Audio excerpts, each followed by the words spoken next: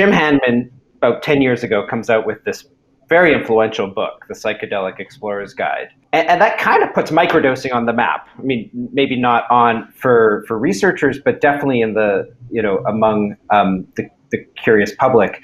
And so maybe, Rob, can you explain a little bit about the importance of that book and how especially how it has influenced both perceptions of microdosing in the popular culture, but also especially within kind of the medical establishment and at companies like yours, and maybe even helping to launch Mydecine?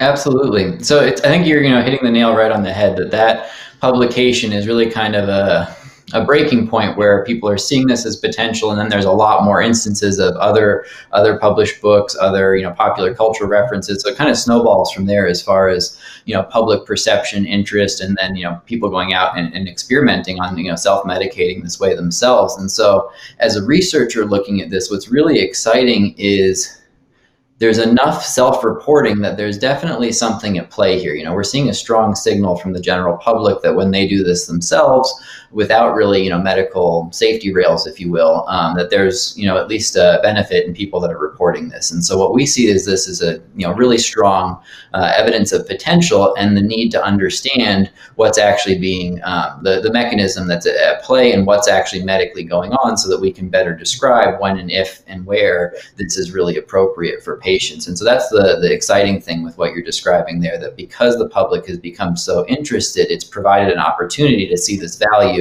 which then medical, research, clinical studies can follow up with, and we can really understand, the nuts and bolts of what's going on, and provide access to the best access to the most number of patients, which is really the ultimate goal.